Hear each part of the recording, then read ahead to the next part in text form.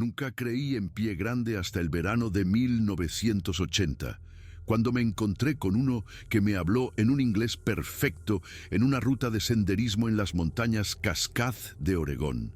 Y lo que ocurrió cuando esa criatura se dio cuenta de que estaba grabando nuestra conversación cambió mi vida por completo, obligándome a elegir entre la prueba y la supervivencia.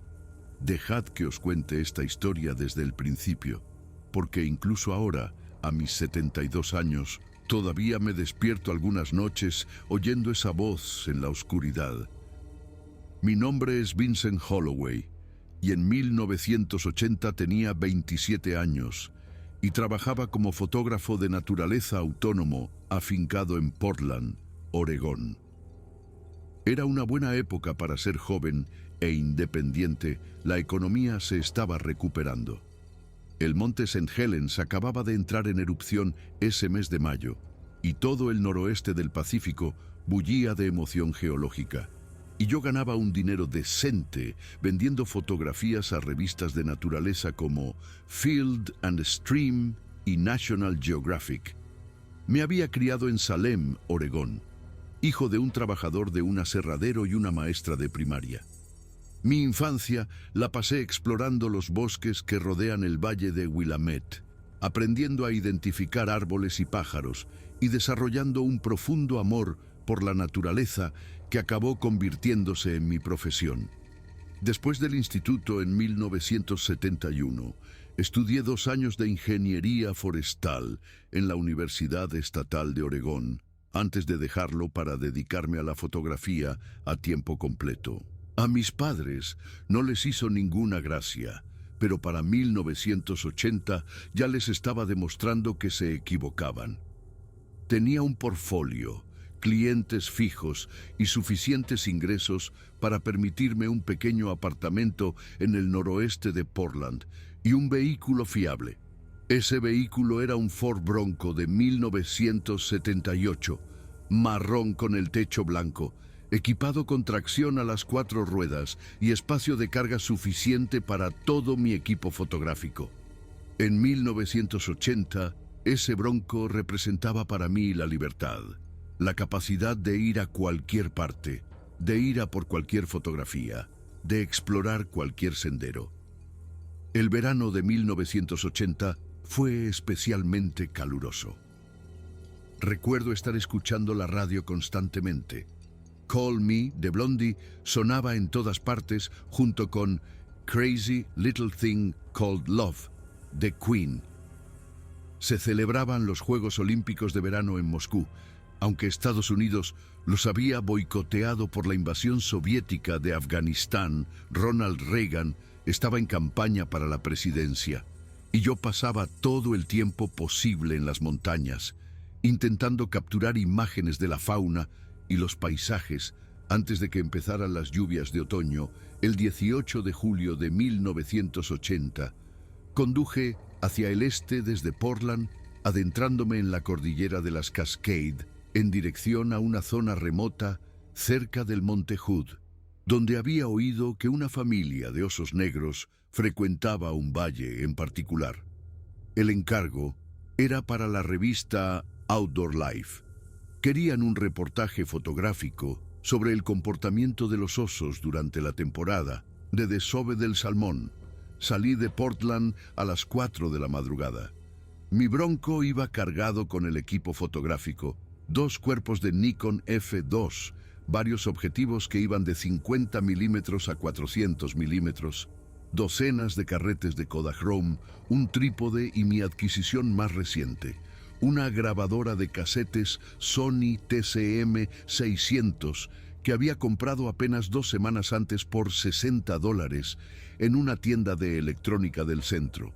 La grabadora era un aparato compacto, del tamaño de un libro de bolsillo, con un micrófono incorporado y la capacidad de grabar hasta 90 minutos en una sola cinta de casete. La había comprado porque quería empezar a documentar los sonidos ambientales del bosque para acompañar mis fotografías. El canto de los pájaros, el viento entre los árboles, el fluir de los arroyos. Algunas revistas estaban interesadas en presentaciones multimedia y pensé que tener grabaciones de audio me daría ventaja sobre otros fotógrafos. No tenía ni idea de lo importante que llegaría a ser esa grabadora. El trayecto hasta el inicio del sendero duró casi 3 horas, serpenteando por pequeños pueblos como Sandy y Government Camp, ascendiendo de forma constante hacia las montañas.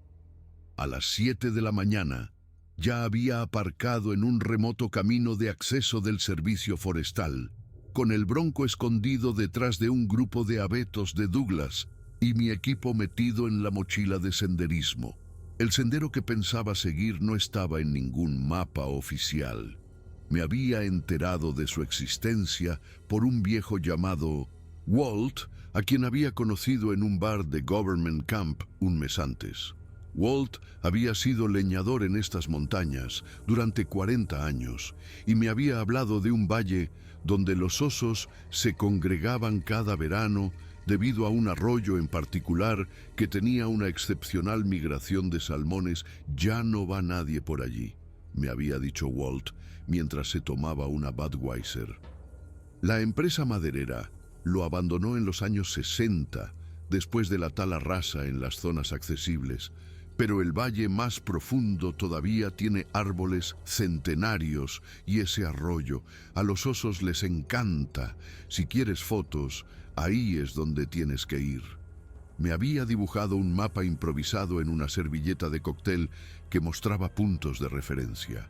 Una formación rocosa distintiva, un cedro caído que cruzaba el arroyo, un prado con un viejo cable de arrastre oxidado todavía tirado en la hierba. Había guardado esa servilleta y ahora seguía sus indicaciones caminando hacia el noreste a través de un bosque espeso, subiendo sin parar. La mañana ya era cálida, prometiendo otro día abrasador. Llevaba vaqueros, una camisa de franela a cuadros sobre una camiseta, botas de montaña y una gorra de béisbol con el logo de los Oregon State Beavers. La mochila pesaba, probablemente unos 23 kilos con todo el equipo fotográfico, pero yo era joven y estaba en buena forma gracias a mis caminatas habituales. El bosque estaba precioso esa mañana. Rayos de sol se filtraban a través del dosel, iluminando zonas de helechos y flores silvestres. Podía oír la llamada de los arrendajos de Steller, el tamborileo lejano de un pito crestado y el constante ruido blanco del viento moviéndose entre las ramas de los pinos.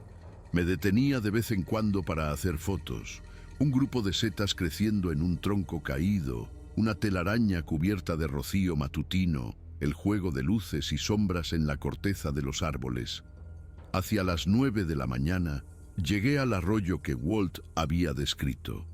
Era perfecto, de unos 6 metros de ancho, de agua cristalina que fluía sobre piedras redondeadas con varias pozas profundas donde podía ver salmones descansando.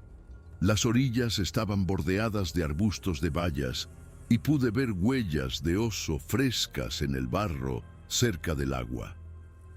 Instalé mi equipo en una pequeña elevación que me daba un buen punto de observación del arroyo y la zona circundante.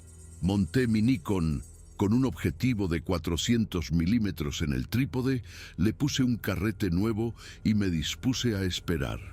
La fotografía de osos requiere paciencia.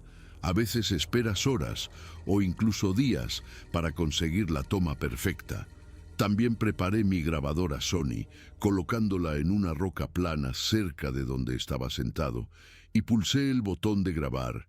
La cinta del casete empezó a girar, capturando los sonidos ambientales del arroyo y el bosque. Durante las siguientes horas, esperé y observé. Me comí el almuerzo que había traído, un sándwich de crema de cacahuete, una manzana, un Snickers y agua de mi cantimplora. Hice fotografías del arroyo, de los salmones, de un halcón de cola roja que se posó brevemente en un árbol cercano. La temperatura subió hasta superar los 25 grados, así que me quité la camisa de franela y me quedé solo con la camiseta. Hacia las 2 de la tarde, por fin vi aquello por lo que había venido. Un gran oso negro salió del bosque en la orilla opuesta del arroyo. Era un animal precioso, de probablemente 180 kilos, con un lustroso pelaje negro. Empecé a fotografiar de inmediato, con el motor de arrastre de mi cámara zumbando mientras captaba al oso entrando en el agua, buscando salmones. Estaba tan concentrado en el oso a través de mi visor que no me di cuenta de la otra presencia hasta que oí una voz a mis espaldas que decía, en un inglés perfecto y sin acento, «Bonita cámara tienes ahí». Me quedé helado. La voz era profunda, resonante e inconfundiblemente masculina, pero con una cualidad que no podía identificar, como si alguien hablara desde el fondo de un pozo. Me giré lentamente, con el corazón martilleándome de repente en el pecho, y me encontré mirando algo que no debería existir. Estaba a unos 4,5 metros detrás de mí, parcialmente oculto por las sombras de un gran cedro. Incluso en la penumbra podía verlo claramente, una figura enorme, de fácilmente 2,30 metros de altura, cubierta de un pelo castaño oscuro que le colgaba en mechones largos y desgreñados. Los hombros eran increíblemente anchos. Los brazos, largos y musculosos, terminaban en unas manos, que parecían casi humanas, pero mucho más grandes. Lo que más me impactó fue el rostro. No era del todo simiesco, ni tampoco humano. Era algo intermedio. Una nariz ancha y plana, un arco superciliar prominente, pómulos altos y una mandíbula que parecía casi demasiado grande para el cráneo. Pero los ojos eran inconfundiblemente inteligentes, de un marrón oscuro y alerta, observándome con lo que solo podría describir como curiosidad. Durante varios segundos, ninguno de los dos se movió. Mi cabeza iba a 1000 por hora, intentando procesar lo que estaba viendo, intentando reconciliar la existencia de esta criatura con todo lo que sabía del mundo. Y entonces, la parte más imposible volvió a suceder. «No quería asustarte», dijo la criatura con su voz calmada y mesurada. «Te he estado observando fotografiar al oso. Eres muy paciente». Abrí la boca, pero no salió ningún sonido. Estaba literalmente sin palabras, mirando fijamente a esta criatura que me hablaba en inglés, un inglés perfecto, gramaticalmente correcto, con un vocabulario que sugería educación e inteligencia. «Puedes hablar», dijo la criatura, y detecté algo parecido a la diversión en su tono. «La mayoría de la gente grita y echa a correr cuando me ve. Tú solo te quedas mirando. Esto es un cambio agradable, la verdad». «Puedes hablar», conseguí decir finalmente con la voz quebrada. «Evidentemente», respondió la criatura. «Aunque rara vez tengo la oportunidad. Eres el primer humano con el que hablo en... deben de hacer ya 3 años. Quizá 4. Pierdo la noción del tiempo aquí fuera». La criatura dio un paso adelante, saliendo más de las sombras, y pude verla mejor. El pelo que cubría su cuerpo era grueso y áspero, apelmazado en algunas zonas con trozos de corteza y agujas de pino. No llevaba ropa, pero su cuerpo estaba tan completamente cubierto de pelo que parecía natural, no obsceno. La criatura se movía con una gracia que parecía contradecir su enorme tamaño, evitando con cuidado un arbusto espinoso que se le habría enganchado en las piernas.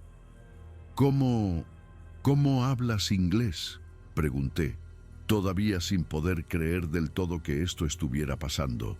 La criatura se sentó en un tronco caído, la madera crujiendo bajo su peso. La naturalidad del gesto, sentarse como si fuéramos 2 personas teniendo una conversación normal, hizo que toda la situación fuera aún más surrealista. «Lo aprendí de la misma manera que cualquiera aprende un idioma», dijo, «escuchando, observando, practicando. He vivido en estas montañas durante 47 años y durante gran parte de ese tiempo he estado cerca de asentamientos humanos.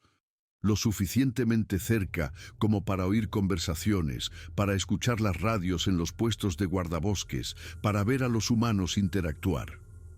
La adquisición del lenguaje no es difícil cuando estás motivado y tienes tiempo. 47 años, dije haciendo cálculos mentales. Eso significaría desde 1933. 1933. Sí, era joven entonces. Apenas había superado la adolescencia para nuestros estándares. Mi familia y yo emigramos hacia el sur desde la Columbia Británica, siguiendo las fuentes de alimento, evitando la expansión humana. Con el tiempo, me separé de ellos, un proceso natural para nosotros, y he estado en Oregón desde entonces. Me di cuenta de que seguía sentado en el suelo, con la cámara olvidada, mirando a esta criatura que me explicaba tranquilamente la historia de su vida. Una parte de mi cerebro gritaba que esto no podía ser real, que debía de estar sufriendo una insolación o que había comido algo en mal estado, pero la criatura era demasiado detallada, demasiado real, demasiado presente para ser una alucinación. ¿Qué sois?, pregunté. Quiero decir, sé que la gente os llama Pie Grande o Sasquatch, pero ¿cómo os llamáis a vosotros mismos? La criatura emitió un sonido, una vocalización grave y retumbante que parecía venir de lo más profundo de su pecho. Tardé un momento en darme cuenta de que se estaba riendo. No tenemos una palabra para nosotros mismos que se traduzca a vuestro idioma, dijo. Somos simplemente el pueblo del bosque profundo, los que caminan entre los árboles vuestros nombres. Pie Grande, Sasquatch. Son tan buenos como cualquier otro, supongo. ¿Cuántos de vosotros quedáis? Menos de los que solía haber. Cuando yo era joven, había quizás 200 de nosotros en el noroeste del Pacífico. Ahora, tal vez 60, 70, como mucho. Vuestra especie se expande, la nuestra se contrae. Es el orden natural de las cosas, supongo. Los que se adaptan sobreviven. La criatura señaló mi cámara con una de sus enormes manos. Estabas haciendo fotos del oso. ¿Eres científico? Fotógrafo, dije. Fotógrafo de naturaleza. Vendo imágenes a revistas. Ah, documentar el mundo natural para aquellos que no se aventuran en él. Es una profesión noble a su manera. La criatura hizo una pausa. Aunque me doy cuenta de que no has cogido la cámara para fotografiarme a mí, la afirmación quedó flotando en el aire entre nosotros. Era verdad.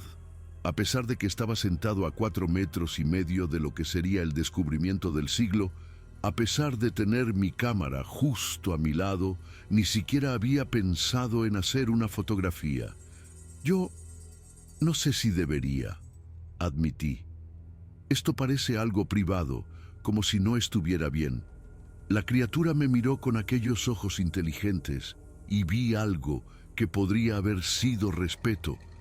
Tienes más sabiduría que la mayoría de los de tu especie. Sí, sería una violación.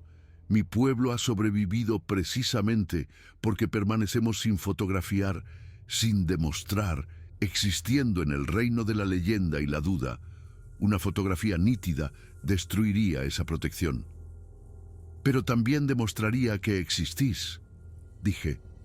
La gente podría dejar de cazaros, podría proteger vuestro hábitat, podría meternos en jaulas, interrumpió la criatura con un tono más duro en su voz. Estudiarnos, diseccionarnos, convertirnos en curiosidades y atracciones. Debatir si tenemos derechos, si somos lo suficientemente humanos para merecer protección o solo animales que hay que gestionar.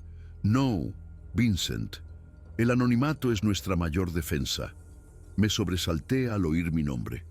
¿Cómo sabes mi nombre? Tu cartera, en el bolsillo trasero. Te vi sacarla antes para mirar algo. Una fotografía, creo. La cartera tiene tu carné de conducir visible a través de la ventanita de plástico Vincent Holloway. Nacido en 1953, residente en Portland. Tengo una vista excelente. La revelación casual de que esta criatura Me había estado observando lo suficientemente de cerca como para leer mi carné de conducir a distancia. Fue a la vez fascinante e inquietante. «¿Qué hacías aquí?», pregunté. «¿Me estabas siguiendo?». «Estaba pescando», dijo la criatura, señalando río abajo, donde el arroyo se curvaba. «Hay una poza profunda a unos 400 metros en esa dirección, donde se juntan los salmones. Vengo aquí a menudo durante la temporada de desove. Cuando te oí acercarte esta mañana, me moví río arriba para evitarte. Pero entonces te oí hablar». «¿Hablar? No estaba hablando con nadie». «No, pero estabas hablando solo. Los humanos lo hacéis mucho, narrando vuestras propias acciones, pensando en voz alta. Dijiste algo como, luz perfecta sobre el agua. Esta va a ser una foto genial». Y más tarde, «Vamos, osos, ¿dónde estáis?». Me pareció divertido, sentí que me sonrojaba de vergüenza. Sí que hablaba solo cuando estaba solo, una costumbre que había desarrollado durante las caminatas en solitario. «Me despertaste curiosidad», continuó la criatura. «La mayoría de los fotógrafos que he observado son ruidosos, descuidados. Se mueven por el bosque como si fuera suyo. Pero tú eras silencioso, respetuoso, paciente. Esperaste durante horas sin quejarte.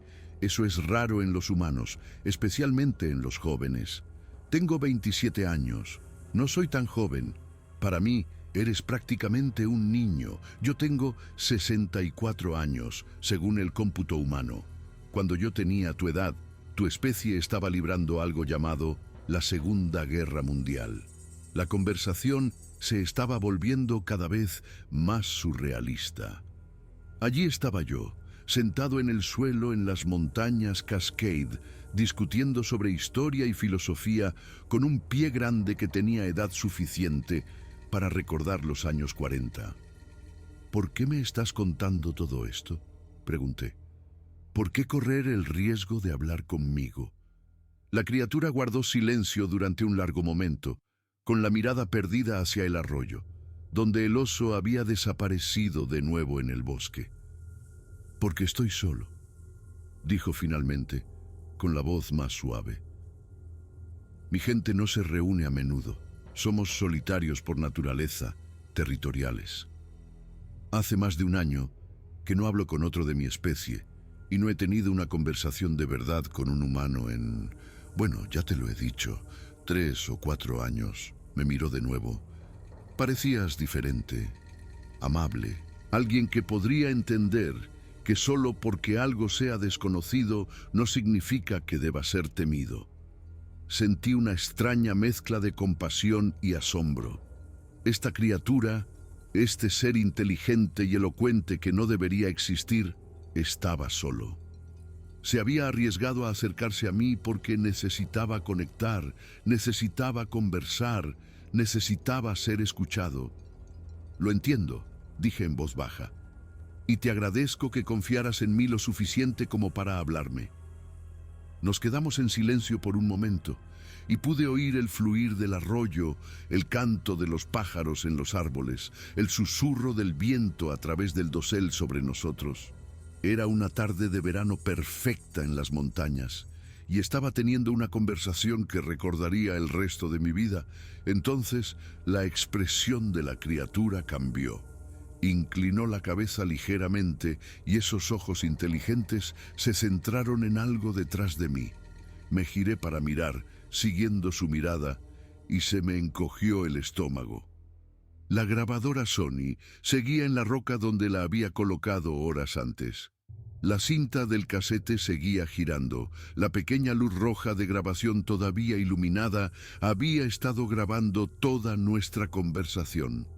La criatura se levantó lentamente, su altura total de repente más imponente. El tono de conversación casual desapareció de su voz, reemplazado por algo más frío, más peligroso. «¿Estás grabando esto?», dijo, no como una pregunta, sino como una afirmación. «Sí, pero no». Me puse en pie de un salto, con las manos en alto, en lo que esperaba que fuera un gesto apaciguador. La puse hace horas para grabar los sonidos del bosque. Se me olvidó que estaba en marcha. Te lo juro, no estaba intentando obtener una prueba de mi existencia. La criatura dio un paso hacia mí e instintivamente retrocedí. Para llevar pruebas a tu mundo de que somos reales, para hacerte famoso como el hombre que demostró que Pie Grande existe. No, eso no es lo que quiero. Yo no... ¿No lo harías? La voz de la criatura se hizo más fuerte, más contundente. Eres fotógrafo. Tu profesión es la documentación, la prueba, la evidencia, y ahora tienes 90 minutos de mí hablando en inglés en una cinta. ¿Tienes idea de lo que vale eso? ¿Lo que la gente pagaría por ello? ¿Lo que harían los científicos por echarle el guante? La criatura tenía razón, y ambos lo sabíamos. Esa cinta valía más de lo que yo podría calcular. Era una prueba innegable e irrefutable de que Pie Grande era real, inteligente y capaz de usar el lenguaje humano. Lo cambiaría todo. No la usaré, dije desesperadamente. La borraré ahora mismo. Mira. Me moví hacia la grabadora, pero la criatura fue más rápida. Cubrió la distancia que nos separaba en 2 zancadas enormes y cogió la grabadora de la roca con una delicadeza sorprendente, sosteniéndola para examinarla. Sony TCM 600, dijo, leyendo la etiqueta. Capacidad de cinta de 60 minutos. Micrófono de condensador incorporado. Velocidad de grabación de 4,76 centímetros por segundo. He visto anuncios de estas en las revistas del puesto, de los guardas. El conocimiento de la criatura sobre las especificaciones de la grabadora habría sido impresionante en otras circunstancias. En ese momento era aterrador. Por favor, dije, te doy mi palabra. No le contaré a nadie esta conversación. Destruiré la cinta, puedes verme hacerlo. La criatura me miró, sus ojos oscuros, indescifrables. Tu palabra, la palabra de un humano al que conozco desde hace menos de una hora. ¿Por qué debería fiarme? Porque te respeto, dije, y lo decía con toda mi alma. Porque confiaste en mí lo suficiente como para hablarme y no traicionaré esa confianza. Porque luché por encontrar las palabras adecuadas. Porque estás solo y entiendo lo que se siente. Y no quiero ser la razón por la que nunca más puedas arriesgarte a hablar con otro humano. La criatura guardó silencio, estudiándome, con la grabadora todavía en una de sus enormes manos. Podía ver la cinta de casete en su interior, todavía girando, todavía grabando este tenso enfrentamiento. ¿Entiendes la soledad?, dijo finalmente la criatura. Sí. Paso la mayor parte de mi tiempo solo en la naturaleza. Mis amigos no entienden por qué prefiero los bosques a los bares, por qué prefiero fotografiar pájaros a ir de fiesta. Mis padres creen que estoy desperdiciando mi educación. Mi última novia me dejó porque dijo que amaba más las montañas que a ella. Tomé aire. No estoy comparando mi soledad con la tuya. Lo que tú experimentas debe de ser mucho peor, pero entiendo la necesidad de conectar, de tener a alguien con quien hablar que realmente escuche. La expresión de la criatura se suavizó ligeramente, miró la grabadora en su mano y luego a mí. Si te dejo quedarte con esta cinta, dijo lentamente, si confío en que la destruirás o nunca la usarás, ¿qué garantía tengo? ¿Qué te impide volver a Portland esta noche y vendérsela al mejor postor? Nada, admití, excepto mi palabra, y sé que no es mucho, pero es todo lo que puedo ofrecer. Permanecimos allí, bajo la luz del sol de la tarde, humano y Sasquatch, atrapados en un momento que definiría nuestro futuro. El oso ya se había ido del arroyo. Los salmones continuaban su viaje río arriba, ajenos al drama que se desarrollaba en la orilla. Entonces la criatura hizo algo inesperado. Me tendió la grabadora. «Cógela», dijo.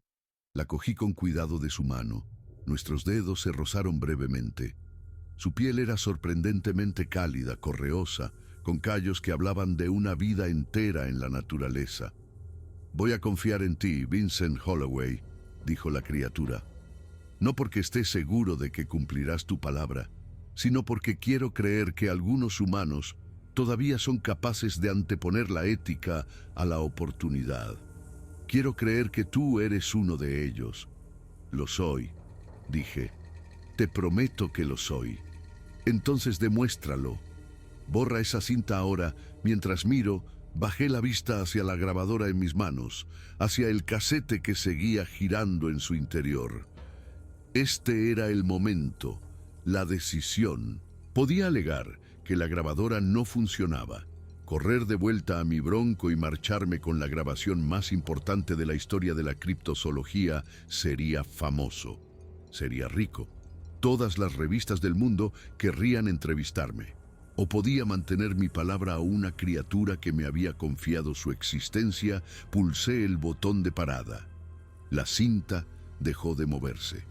Luego pulsé el de rebobinar, viendo cómo la cinta se enrollaba hacia atrás, borrándose a medida que avanzaba.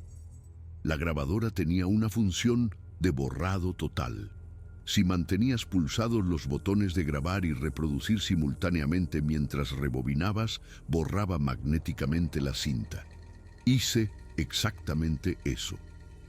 La criatura observó en silencio cómo la cinta se rebobinaba por completo, borrando cada palabra de nuestra conversación, cada sonido de su voz. Cuando terminó de rebobinar, pulsé el botón de reproducir. Estática. Nada más que estática. Expulsé el casete y se lo tendí a la criatura. «Toma, puedes quedártelo si quieres o destruirlo, lo que te haga sentir más seguro».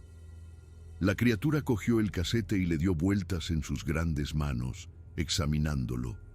Luego, con una fuerza repentina, aplastó el casete entre sus palmas. El plástico se hizo añicos, la cinta se desparramó en largas tiras marrones y la criatura dejó que los trozos cayeran al suelo. «Gracias», dijo en voz baja. «De nada». Nos quedamos allí un momento más y luego la criatura volvió a hablar, su voz regresando a ese tono de conversación anterior. «Te juzgué mal. Elegiste la integridad al beneficio. Eso es raro, especialmente en tu sociedad, donde todo parece tener un precio». «No todo», dije. «Algunas cosas son más valiosas que el dinero». «Sí». La criatura miró a su alrededor, al bosque, al arroyo, a las montañas que se alzaban en la distancia. «Debería irme. No es seguro que pasemos demasiado tiempo juntos. Cuanto más hablemos, mayor es la posibilidad de que aparezca alguien más». «¿Volveré a verte?», pregunté. Sorprendiéndome a mí mismo con la pregunta, la criatura lo consideró. «Quizá. Si vuelves a este valle, si te mantienes respetuoso y silencioso, puede que vuelva a visitarte. Pero nada de grabadoras, ni cámaras apuntando en mi dirección. Solo conversación, si te parece aceptable». «Más que aceptable. Me encantaría». La criatura asintió. Luego empezó a darse la vuelta, pero se detuvo y me miró una vez más. «Lo que has hecho hoy, mantener tu palabra, borrar esa cinta, ha requerido valor. También ha requerido otra cosa, el reconocimiento de que algunos seres tienen derecho a permanecer ocultos, a existir en sus propios términos, sin la documentación e interferencia humanas. A tu especie le vendría bien más gente que piense así». «Intentaré ser esa clase de persona», dije. «Ya lo eres, Vincent, por eso confié en ti».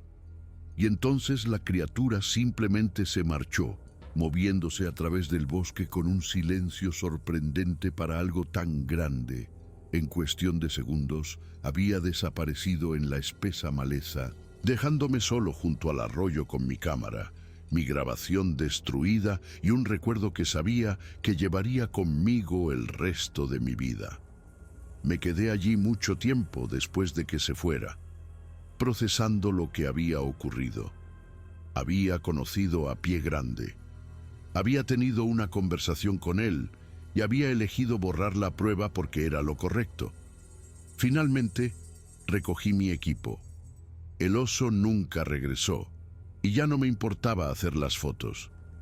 Lo que había experimentado era mucho más significativo que cualquier imagen que pudiera haber capturado.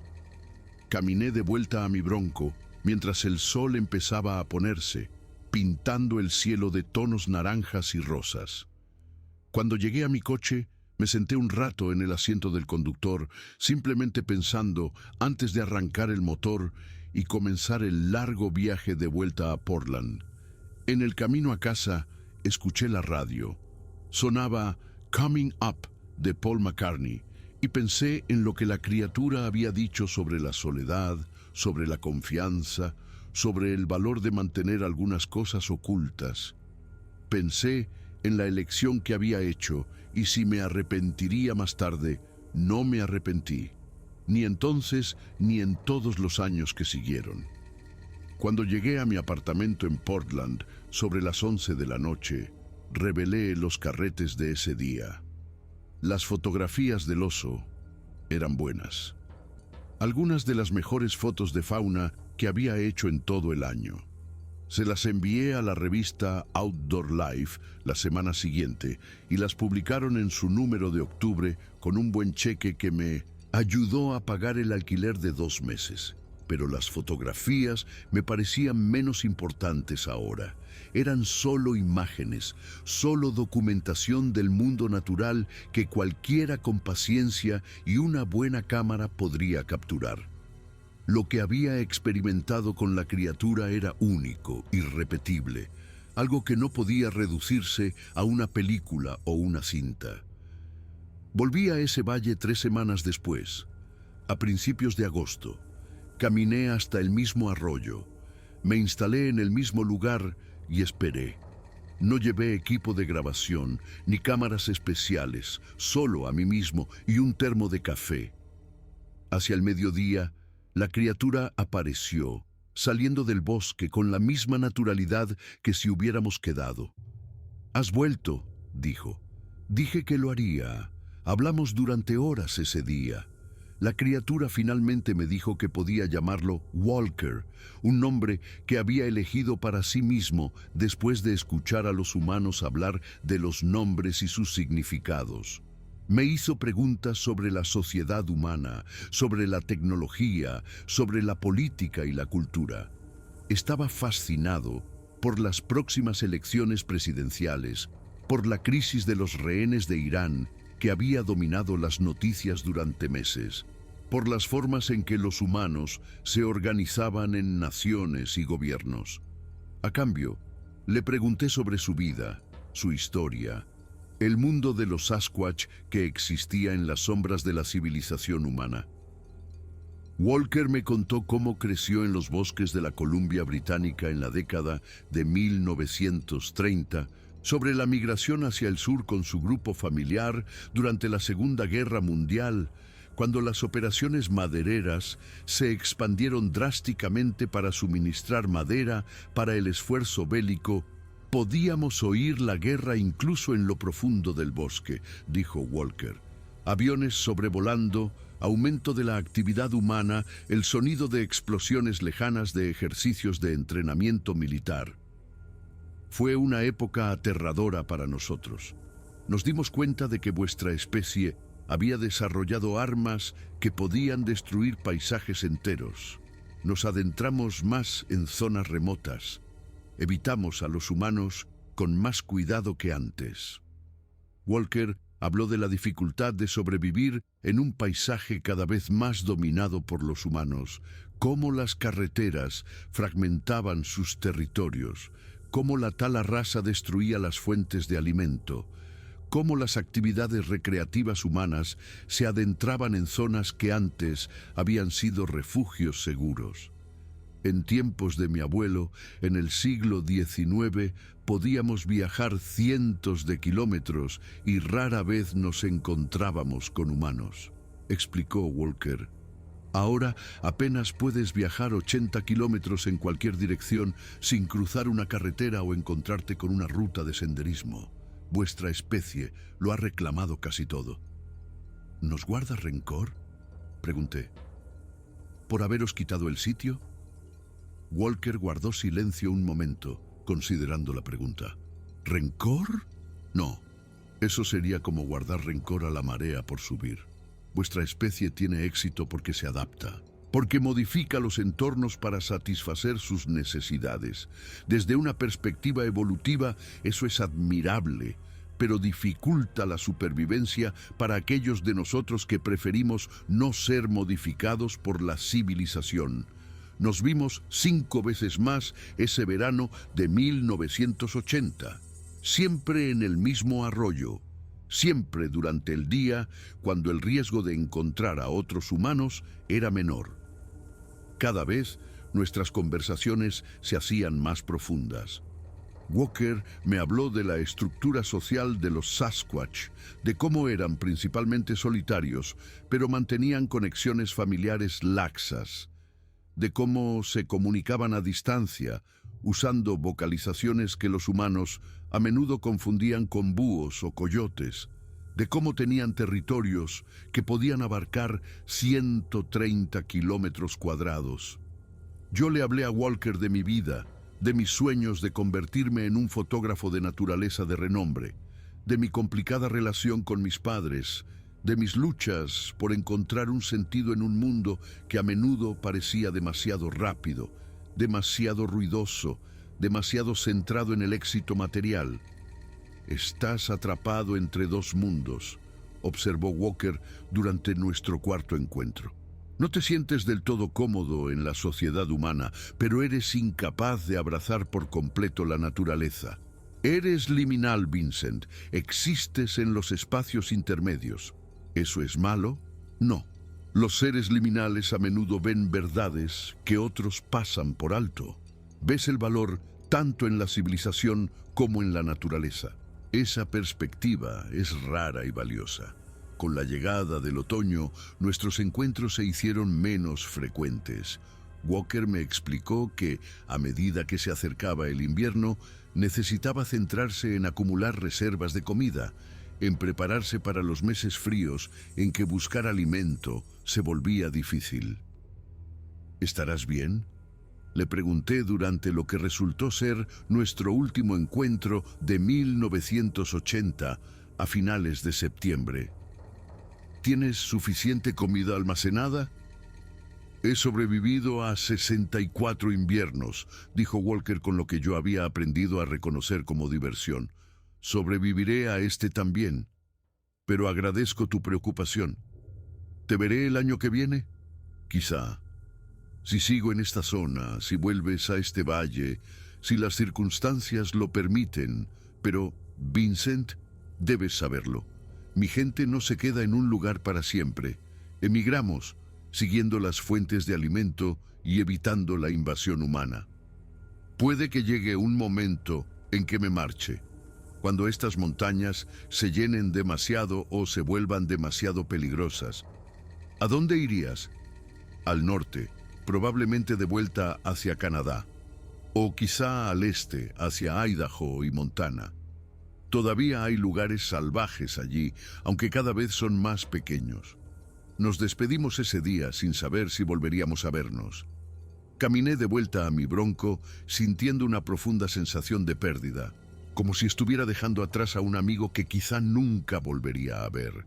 Pero volví a ver a Walker muchas veces.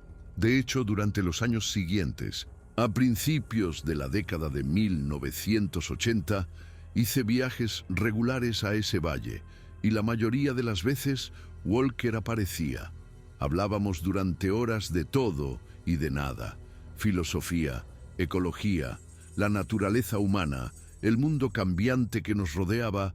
Walker estaba allí cuando el monte St. Helens entró en erupción en mayo de 1980 y describió cómo vio la nube de ceniza extenderse por el cielo desde una cresta a 25 kilómetros de distancia. Era como si la montaña estuviera enfadada, dijo Walker. Vuestros científicos dicen que solo fue presión y magma, pero estando allí, viéndolo, Parecía que la propia tierra estaba protestando por algo. Walker estaba allí cuando Reagan ganó la presidencia en noviembre de 1980 y discutimos lo que eso podría significar para la política medioambiental, para la protección de la naturaleza, para los bosques que Walker llamaba hogar.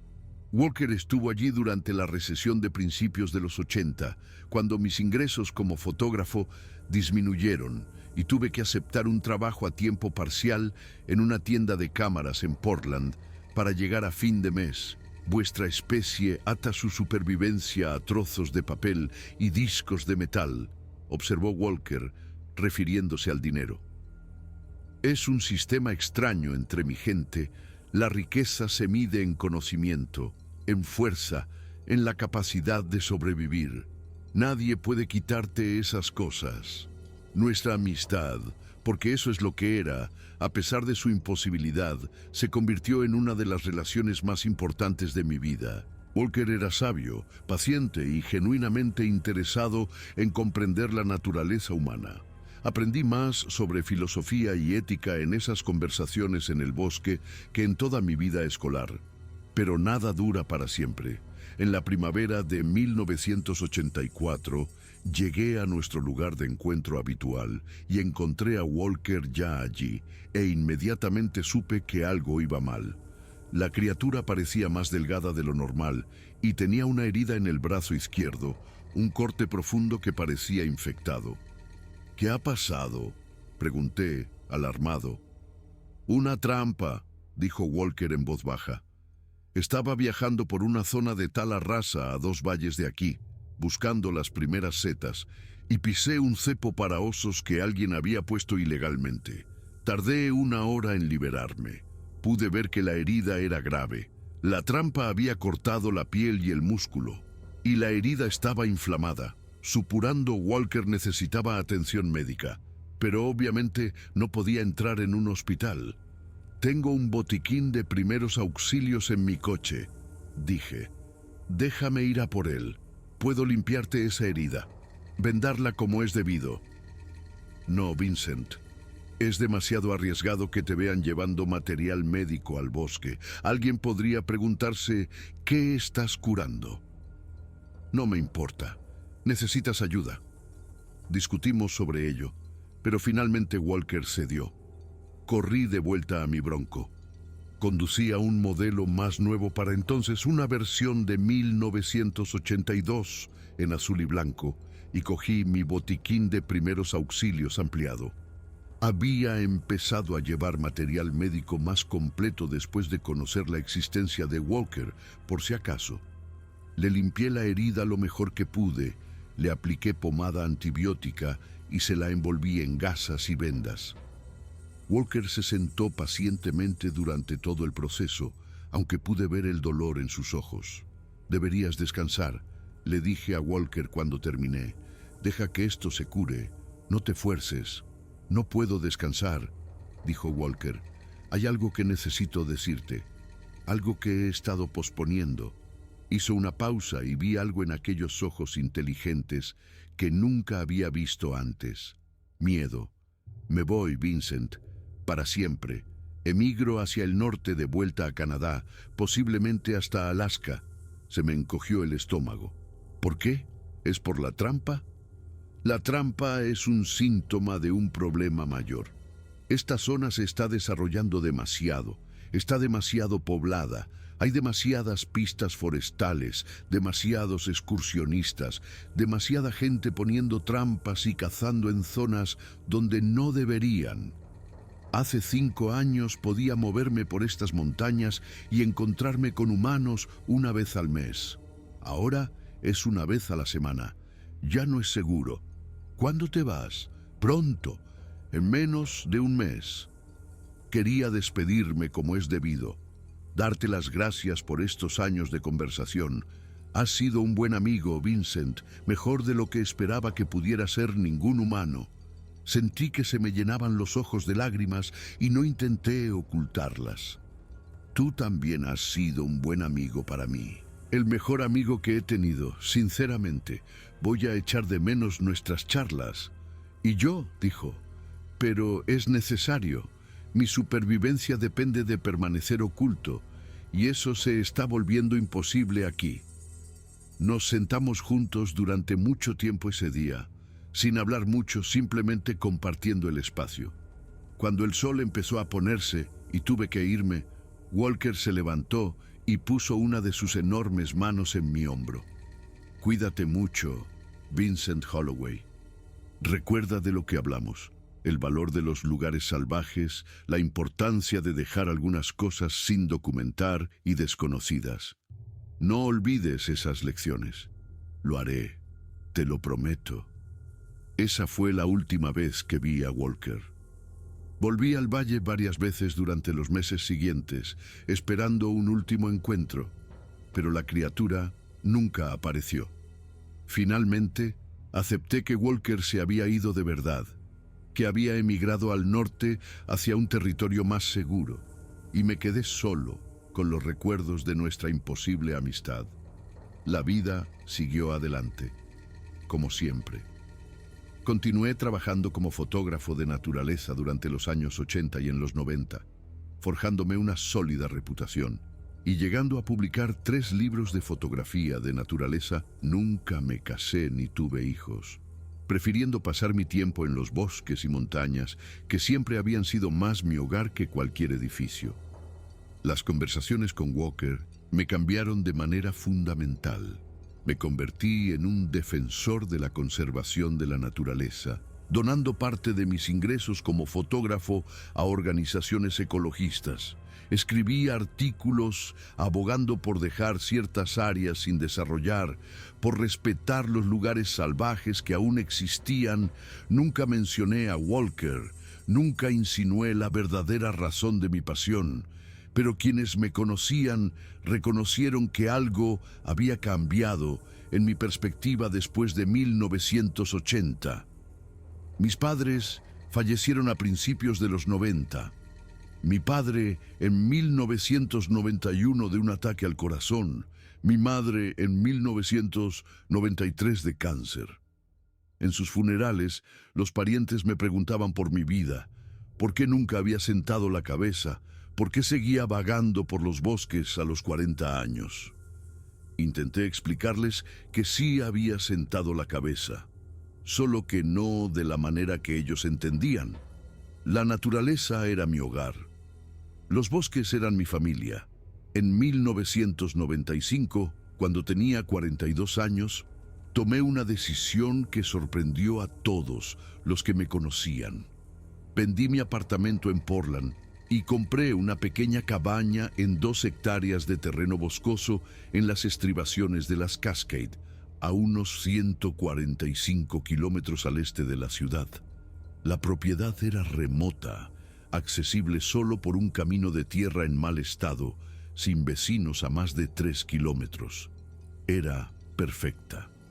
Pasé los siguientes 30 años viviendo allí, manteniéndome con las ventas de mis fotografías, los derechos de autor de mis libros y finalmente algo de enseñanza. Di talleres de fotografía de naturaleza que atrajeron a estudiantes de todo el país. Pero sobre todo, viví tranquilamente, observando el cambio de las estaciones, observando la fauna que pasaba por mi propiedad y recordando las conversaciones que había tenido con una criatura que la mayoría de la gente creía que era un mito. Nunca le conté a nadie lo de Walker, ni a mis padres antes de que murieran, ni a mis pocos amigos cercanos, ni a los estudiantes que venían a mis talleres preguntando por mis encuentros más memorables con la fauna. El secreto permaneció encerrado dentro de mí, un tesoro personal que había prometido proteger. Pero pensaba en Walker a menudo, especialmente en las noches tranquilas cuando me sentaba en el porche de mi cabaña con una taza de café, escuchando los sonidos del bosque. Me preguntaba si Walker habría llegado a Canadá o a Alaska, si la criatura habría encontrado un territorio más seguro, si todavía quedaban lugares salvajes lo suficientemente remotos para que seres como Walker sobrevivieran. Me preguntaba si Walker pensaba alguna vez en mí, en nuestras conversaciones junto a aquel arroyo en 1980. El mundo cambió drásticamente durante esas décadas. Llegó Internet, transformando la forma en que se difundía la información. Los teléfonos móviles se hicieron omnipresentes, dando a todos la capacidad de documentar y compartir al instante. Las cámaras de fototrampeo proliferaron en los bosques, fotografiando automáticamente cualquier cosa que se moviera. Los drones empezaron a sobrevolar áreas silvestres equipados con cámaras de alta resolución. El mundo se hizo más pequeño, más documentado, más conectado. Y yo me preocupaba constantemente por Walker y otros como él, por cómo podrían sobrevivir en una era en la que la privacidad y el anonimato estaban desapareciendo. Ahora tengo 72 años. Vivo en la misma cabaña que compré en 1995. Tengo el pelo blanco, me duelen las articulaciones en las mañanas frías y mi vista ya no es lo que era. Sigo fotografiando el mundo natural, aunque ahora uso cámaras digitales en lugar de carretes. La tecnología ha cambiado, pero el acto esencial de presenciar y documentar la naturaleza sigue siendo el mismo. Últimamente he estado pensando mucho en aquel día de 1980 en que borré la grabación de la voz de Walker en la elección que hice y si fue la correcta. En los 45 años transcurridos desde entonces, Pie Grande ha seguido siendo un misterio, una leyenda, algo sobre lo que la gente discute pero nunca demuestra. Ha habido engaños, fotografías borrosas, videos dudosos, pero nunca el tipo de pruebas irrefutables que obligarían a la ciencia a reconocer su existencia. Y yo podría haber cambiado eso. Tenía 90 minutos de un Sasquatch hablando un inglés perfecto en una cinta y la borré. Algunos podrían decir que tomé la decisión equivocada, que privé a la humanidad de un conocimiento crucial, que antepuse la privacidad de una criatura al avance de la ciencia y la comprensión. Podrían argumentar que demostrar la existencia de Pie Grande podría haber llevado a la protección de su hábitat, a esfuerzos de conservación, a protecciones legales para la especie, pero sé que Walker tenía razón. Una cinta como esa no habría llevado a la protección, habría llevado a una cacería humana, o más bien, una cacería de Sasquatch. Cada bosque del noroeste del Pacífico se habría inundado de investigadores, cazadores, curiosos, todos desesperados por ser los primeros en capturar uno. El ejército podría haberse involucrado, tratándolos como posibles amenazas a la seguridad o especímenes biológicos para estudiar. Los peores temores de Walker se habrían hecho realidad. Tomé la decisión correcta. Estoy más seguro de eso ahora que nunca. La semana pasada ocurrió algo extraordinario. Estaba sentado en mi porche al atardecer, viendo la puesta de sol pintar el cielo de naranja y púrpura, cuando oí un sonido desde el bosque detrás de mi cabaña. Una vocalización grave y resonante que no había oído en 45 años, pero que reconocí al instante. Me levanté lentamente, con el corazón a mil, y caminé hasta el borde de mi claro. Y allí, de pie en las sombras entre los árboles, había una figura que pensé que nunca volvería a ver. Walker parecía más viejo, el pelo más cano que castaño ahora, el rostro más surcado de arrugas, el movimiento ligeramente más rígido, pero los ojos eran los mismos, inteligentes y conscientes, observándome con reconocimiento y algo que podría haber sido afecto. «Hola, Vincent», dijo Walker, la voz más profunda de lo que recordaba, pero inconfundiblemente la misma. «Ha pasado mucho tiempo». Me encontré llorando, las lágrimas corriendo por mi rostro curtido, incapaz de hablar por un momento. Entonces conseguí decir: «Pensé que te habías ido. Pensé que nunca volvería a verte. Casi no vuelvo.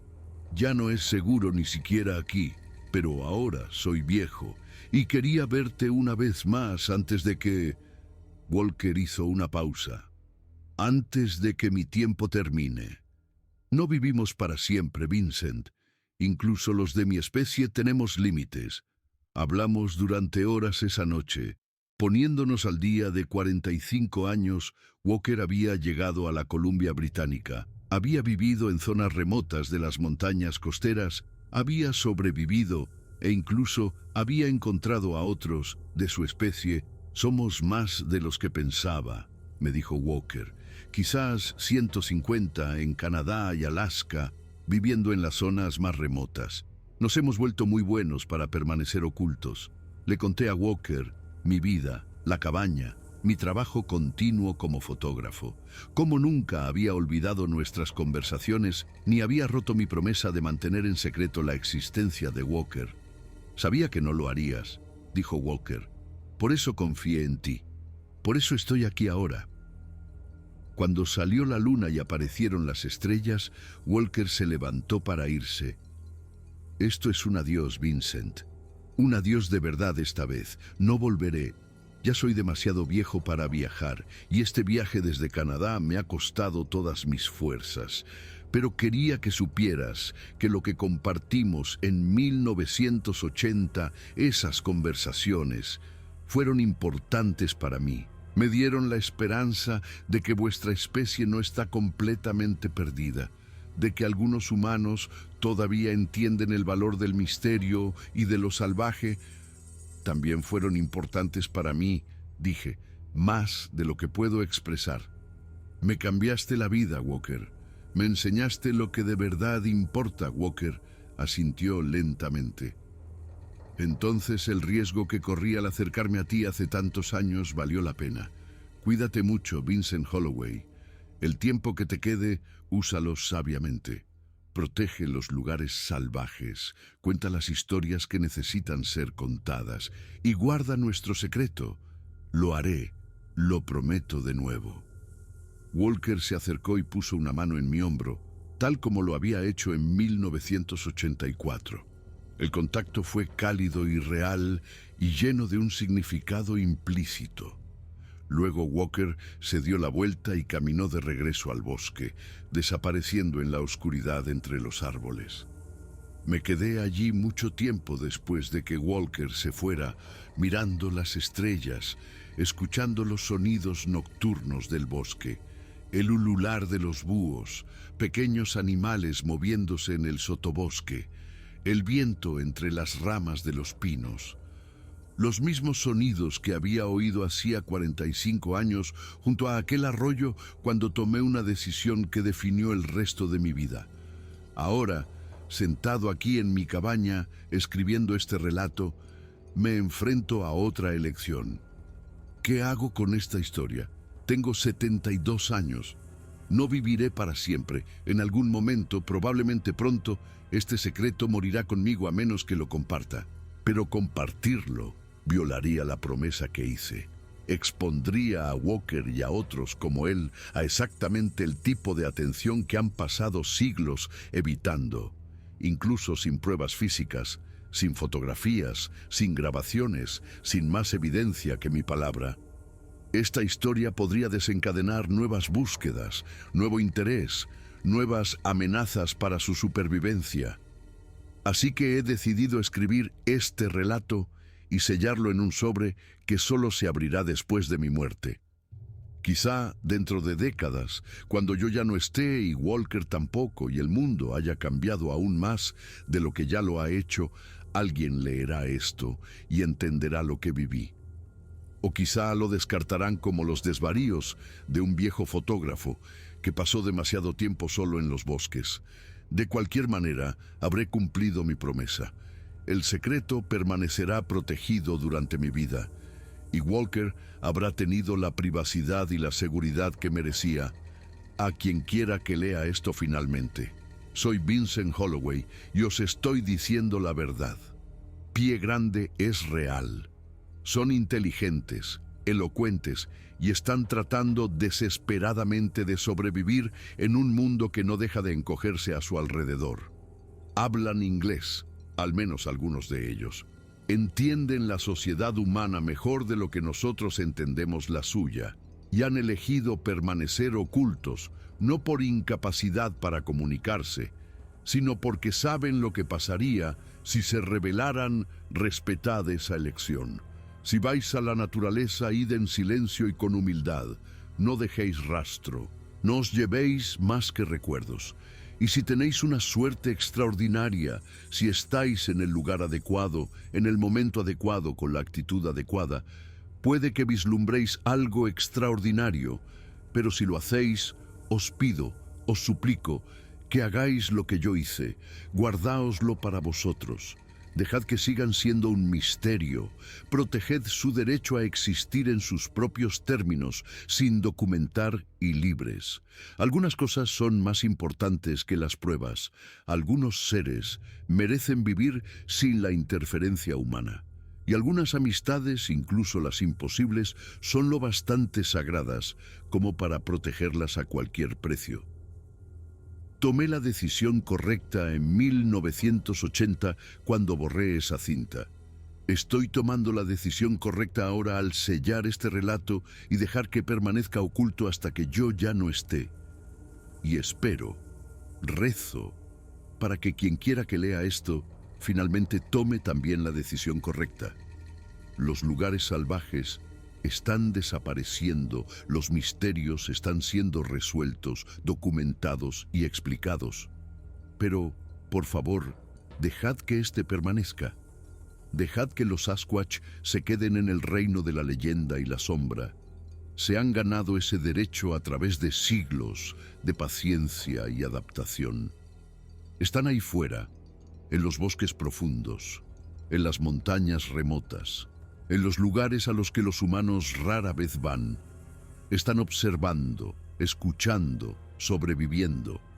Y merecen seguir haciéndolo sin nuestra interferencia. Esa es mi historia. Eso es lo que ocurrió cuando un pie grande me habló en un inglés perfecto un día de verano de 1980. No os pido que la creáis, solo os pido que la respetéis, que entendáis por qué la mantuve en secreto y que transmitáis el mismo respeto por las criaturas salvajes que Walker me enseñó hace tantos años. El sol se está poniendo ahora. Puedo verlo a través de la ventana de mi cabaña, pintando el bosque de tonos dorados y ámbar, igual que lo hizo hace 45 años junto a aquel arroyo. Voy a sellar este relato ahora, a meterlo en mi caja de seguridad con instrucciones de que no se abra hasta después de mi muerte. Y luego me voy a sentar en mi porche con una taza de café a ver salir las estrellas, como he hecho casi todas las tardes durante los últimos 30 años. Escucharé los sonidos del bosque y pensaré en Walker, en nuestras conversaciones, en la elección que hice y de la que nunca me arrepentí. Algunas cosas están destinadas a permanecer ocultas. Algunas amistades trascienden la necesidad de pruebas, y algunas promesas vale la pena mantenerlas sin importar el coste. Mantuve mi promesa, Walker, durante 45 años y sumando. La mantuve y la mantendré hasta el día de mi muerte. Eso es suficiente. Tiene que ser suficiente. Música,